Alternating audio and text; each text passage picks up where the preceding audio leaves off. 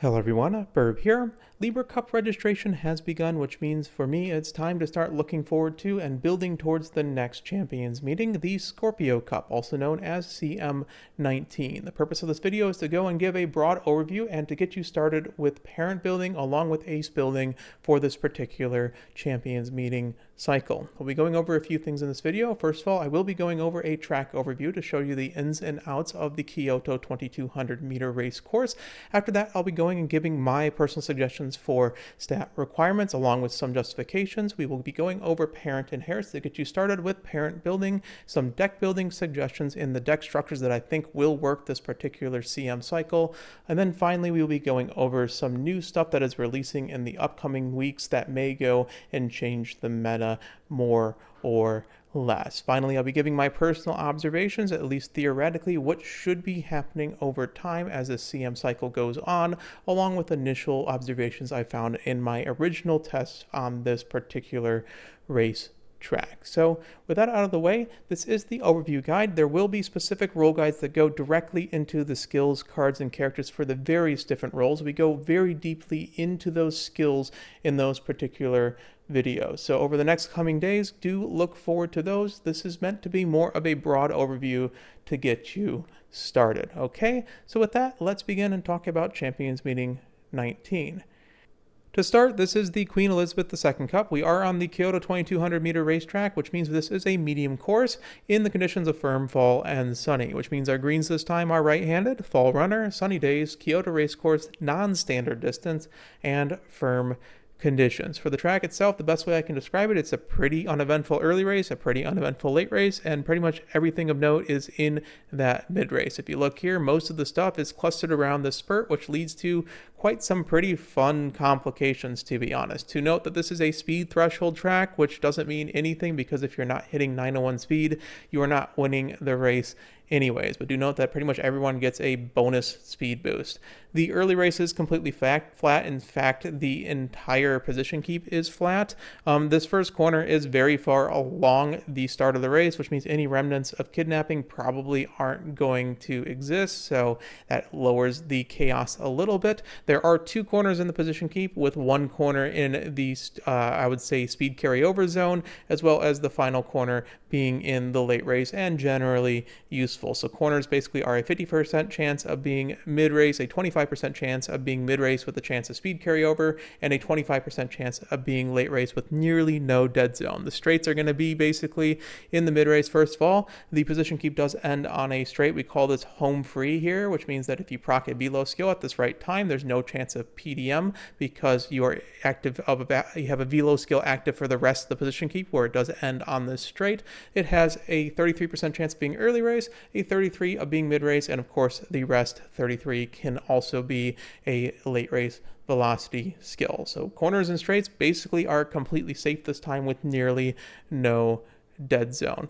There is a massive uphill in the mid race, and you should not go and underestimate this. This is a 2x uphill, which means your speed will be greatly cut in the mid race where it is honestly most important if you do not have enough power. So you will actually go and see right before this third corner, if you do not have good power, you will start to slide behind a lot of characters without even any skills proccing on them. It is followed by a very long single uphill, which is less dramatic, but it is longer distance. I believe it's almost 300 to 350 meters. I could be wrong on that, but it is significant, and power should be a priority. It should be a balance of power and wit, as I like to say. Do not go and dump this stat.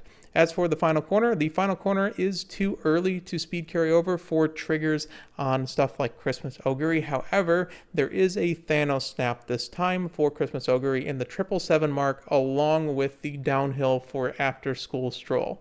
This is a map that Christmas Ogurin has 96% effectiveness on end closer. So we have multiple options for Christmas Ogurin. They can go the 75% build with the pace chasers, or they can go the near perfect build with the end closers, which is much harder to go and actually do. This is a 733 meter left spurt. The spurt is on a corner. It is a little bit too far away from that final corner, in my personal opinion. You do get technically some value from final corner acceleration skills, but it is 83 meters late.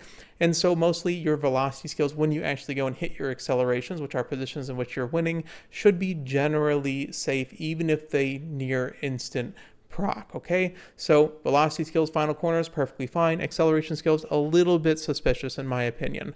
This is a rather long final straight. I think it's like the third longest in the game in terms of racetracks, followed behind Tokyo and one other, I believe, but it is 403 meters. To put in perspective, the previous CM was 380, so you do have another 20 meters. That, combined with the fact that all the skills are going to be stretched longer because this is a medium track with 2200 meters, means that the late race is going to be heavily determined by your running style along with your late race velocity skills. This is technically 2 laps if you are noticing, and that final spurt does exist in the second lap, but it's just a straight that is completely flat. So like I said, early position keep, basically flat, power, wit. So just wit really determines what your position is, and then the mid race happens determined by power, and then your late race happens and it's completely determined by your final speed. So it's a very balanced racetrack, to be perfectly honest. I quite like it, except for the fact that, you know, there's that one character that exists because of the 777 mark and the current distance.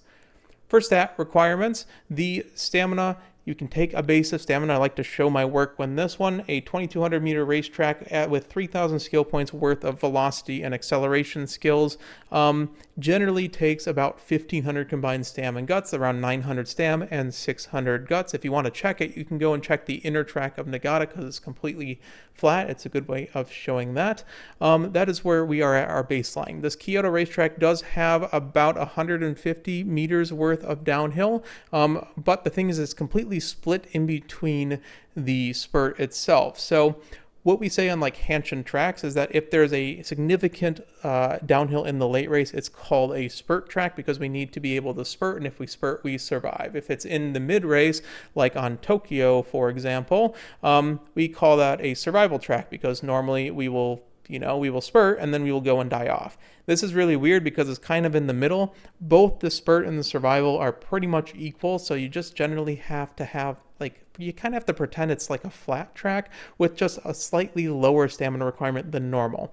For the math itself, there's 92 meters of downhill before the spurt and 58 meters after the spurt at 20 meters per second, which is our mid-race velocity. We are generally expending about 1 HP per meter, and then when you're in downhill mode, you generally are saving 60% of your HP drain, and then for the 92 meters, it means we can save up to 55 HP. At the spurt afterwards, after the spurt, when we start accelerating, if we hit like a 0.4, we can say on average, we're around 21 to 22 meters per second in this first couple of seconds because we are accelerating past our mid-race stuff, and we are generally expending more HP because we are going faster. At 1.4 HP per meter is what I have estimated it to be for 58 meters. Using the same calculation, we can save another 48.7 HP save. You're not going to save the whole amount because it is greatly determined by your wit stat. I like to say for these downhills, assume you're going to go and save half of it. So I did not put it here, but did I? Hello? All right, I just paused there to add this in, but I am basically considering about 50 HP or about 50-ish stamina if you consider 54.5 HP to be around 60 stamina as well. About 850, 600 is going to be my personal stamina recommendation at this time. Other things to note for power and wit, because of the 2 uphills that I did mention, I think that consistently these will go and give you mid-race lengths, which is very important. I do know that the wit stat, due to the downhill, will give you chance of speed carryover, but sometimes because wit has very high variance and is ultimately a luxury and consistency stat, I would rather go and have consistent mid-race over having, less high rolls of what is essentially a downhill mode speed carryover, which I understand is really important, but we're going to need to be high rolling a little bit to fight things like Christmas Ogurin. With all that said, this is my personal stat requirements that I would like to go and say. 1500 speed is what you should aim for with 850 stamina, 600 guts with a balance of power and wit, and I'm focusing more on power with 1200 power and 900 wit. Do note that all these stats are ideals. If you don't hit this exactly, you should be perfectly fine. Like you saw 2 CMs ago, my Digiton with like 1450 speed was perfectly fine. It had 1000 power.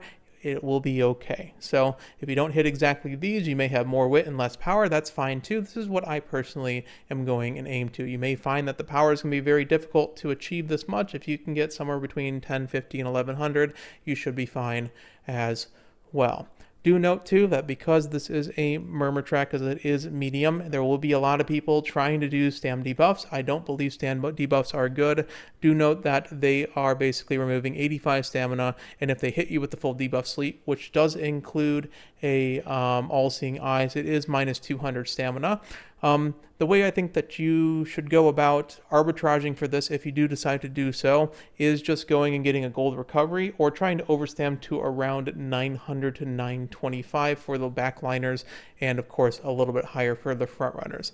I think that you probably will get a white or a gold recovery along this line, and you should be fine against them.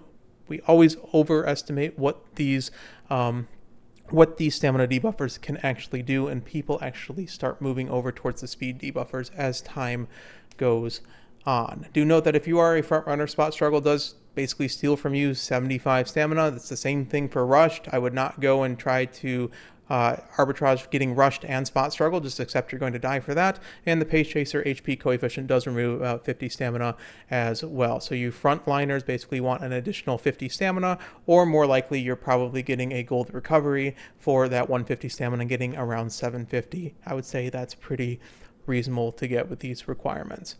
For Parent Inherits, for you frontrunners, I would focus on angling and scheming. It's your required excel. It's the whole reason why you're playing the role, because you try to hit first place in your mid race, hit 0.2 or 0.4 on Saiyan Sky herself, and from there, hopefully your advantage is enough to go and win. And secondarily, I think you should focus on your mid race with things like V Bourbon, Kiss for Courage, Operation Cacao, and then finally go and supplement your late race. You need a little bit of late race because this is a very long final straight, and you do not really have access to dueling too much, which means that you need things like Bark Roll of Blessings is probably the primary, followed by Lights of Vaudeville and Go Fast Forever, which is Mahona Bourbon OG unique. So this is what I personally suggest to start building your final parents on for frontrunners, for pace chasers.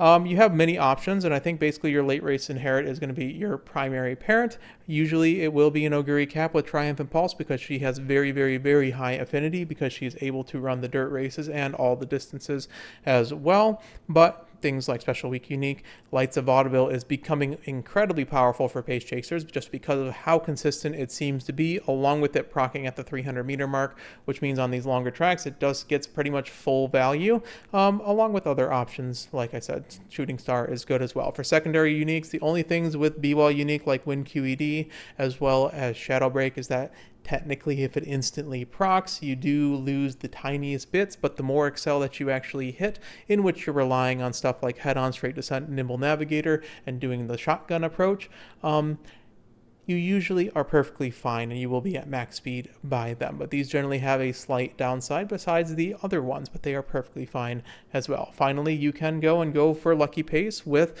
Saiyan Sky Unique, as well as Camping Dober Unique, which a lot of people are talking about. I think is a bit overhyped, because yes, it does speed carry over, and yes, it's about 20 to 25% better than these late race uniques, but do remember there is a position requirement, which is 4th place, and we will not always be in 4th place at the proper time. Remember that downhill is very small, and if it does proc late whatsoever, it could proc after the spurt, and it's kind of GG. So I don't think the positions exactly suit where a pace chaser wants to be. I think you would much rather be in like 2nd place, and in 4th place, if it does happen, if there's a lot of front runners, you can grab this and it's perfectly fine in those situations. It's just not always going to proc.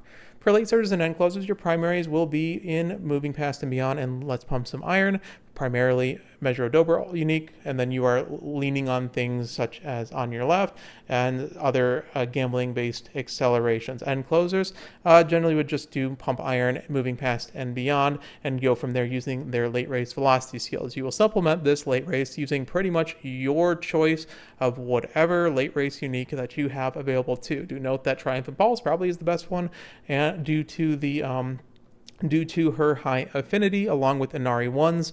Now we're cruising, and stuff like Digiton, although it is only a 0.15 due to her higher affinity, which will give you more white skills, that lane movement speed does add the tiniest bit more length than expected because of how close the final corner is for you, and to the position where you would pass that second person to proc the unique. Again, the same things happen with the tertiary uniques. There are conditions where you don't get maximum value from it, particularly Bark Roll of Blessings. If you're running Cinema Victories, where you're still in 5th place because a lot of late surgers all hit, you may miss Bark Roll of Blessings, where you may hit stuff that is more robust. Same thing to happen if it instant procs Wind QED or Shadow Break, although you can pass into 4th very easily for Wind QED a little bit late. So I wouldn't think of these as any lesser, it's just you technically have a little bit less value. The only things I say I would not suggest are Final Corner Excels, second half Final Corner Excels, and Final Straight Excels. Yes, Redshift gives values, and it seems to give a ton of value until you actually hit a 0.2 or a 0.4, and then it greatly diminishes. It technically is a backup. Yes, you can take it as a backup. However, remember you are facing Christmas Ogurin in probably half of your races, and you may be facing the Thanos Snap End Closer one.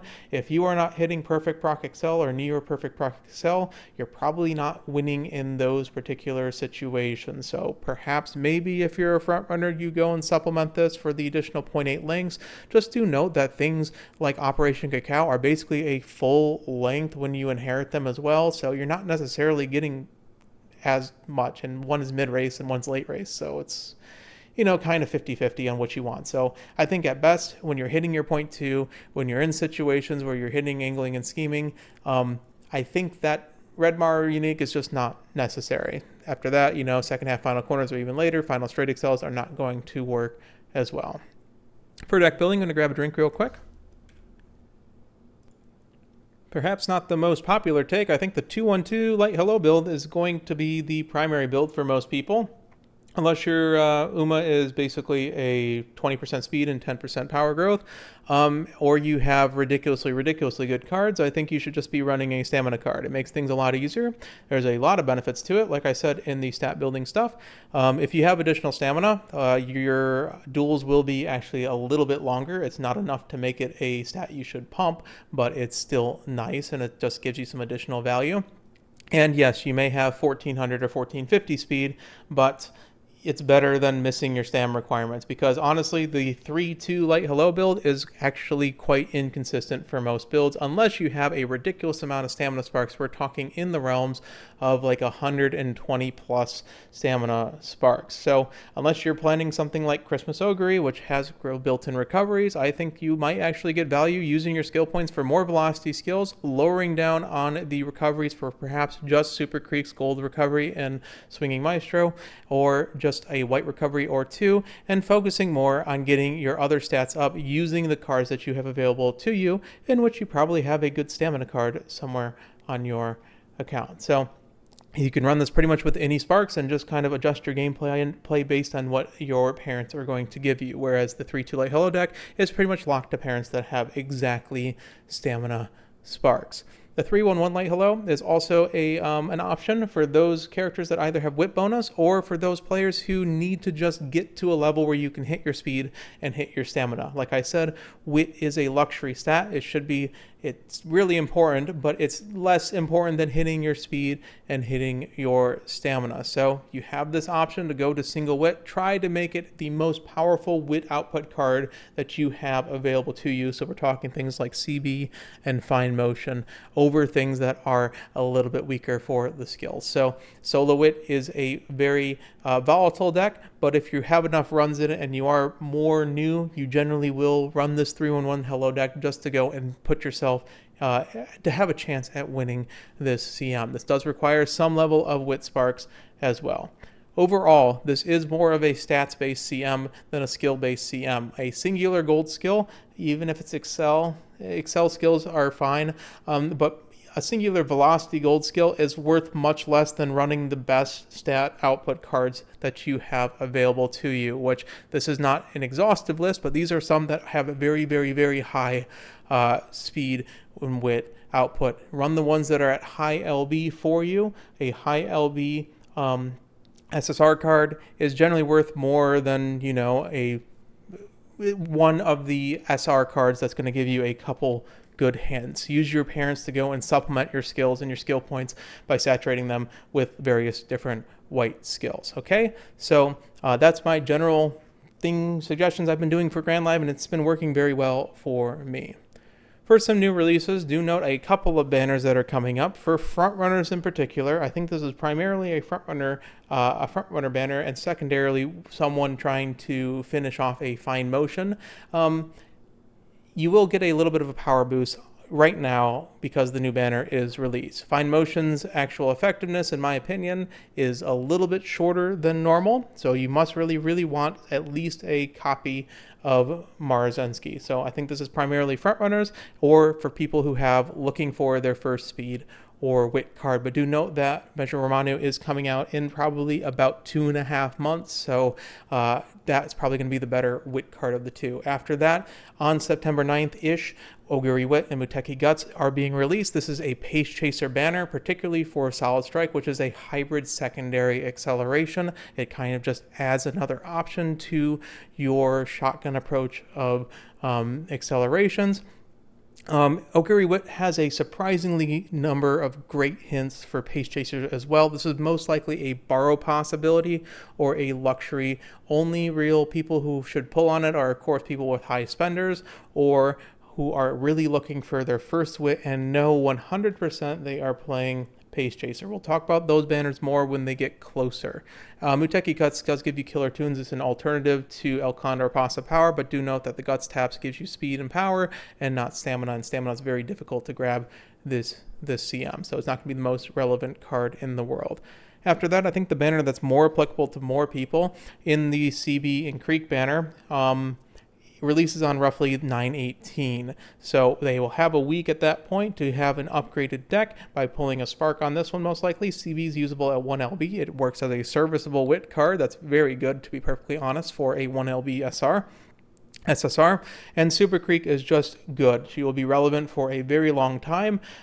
She will be even on JP, she's like the 4th worst stamina card right now, or the 5th worst, so she's a great option. And if you have an additional spark and you can still save your 60,000 carats or 45,000 carats for Romanu, I would probably throw a spark on this for most people. Again, we'll talk about that when things come up. Not Game of Festa is releasing at the same time for you gamblers that really enjoy that character.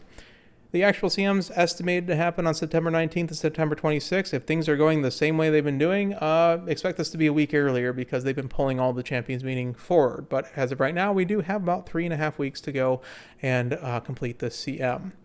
For final observations, some things that I've been noticing. First of all, let's talk about the elephant in the room. Christmas Ogurin, as an end closer, is ridiculously good. She has a 5.5 length advantage over the rest of the field. To put this in perspective, in CM17 it was roughly a 4.7 length advantage, so it is even more aggressive. And this will be end closer, which means she is also faster in the late race. The trigger for this is, of course, After School Stroll, with the secondary being 777. So you pick 2 plus 777 plus After School Stroll, and then you have a 96% win rate. Most people, however, can probably run the pace version anyways. Do note that this, combined with the fact that Gold Ship still has a gun, means you'll probably be seeing double Dominator and double Mystifying Murmur, along with a Christmas Ogurin cap. I think we're going to see more Dominators this particular time. The difference between this and CM17 is there is a little bit of competition, just particularly on uniques, not letting know that pretty much every single character is at least allowed to be playing in the game. Things like the 2 mejiros and Seiun Sky, their uniques actually go and have a similar number of links. So right out of the box, they can compete with them. They just have to snipe certain positions where Christmas Ogurin goes and basically just kind of exists. So there are some characters that can go toe for toe against Christmas Ogurin, and at that point, you're kind of just trying to put as many mid-race and late-race skills as possible on them. Some other observations and suggestions that I've seen: paces are getting a lot of stuff as time goes on. I expect a lot of people to play Pace Chaser. It's a straight descent map, which means people who are pace chasers, really enjoy playing their Oshis that have that determined descent. Combined Excel options are a bit suspicious, but you can kind of shotgun approach them. The Maru reruns should boost front runner usage because fronts are very good, but they are hard to build, and it's happening early enough this time. I think people will go for the fronts, so I think Lucky Pace is not going to be too much of a thing, especially since the Christmas Ogurin players are probably playing end closer. Expect a swing from front runner and pace chaser to more late surges and end closers as time goes on, as more people build Christmas Ogurin and more pace chasers realize they need some level of gambling anyways to go and support their pace chaser. Also expect a swing from stamina debuffers to dominator debuffers as people try in room matches and generally will probably fail against people who are actually competent at building their Umas.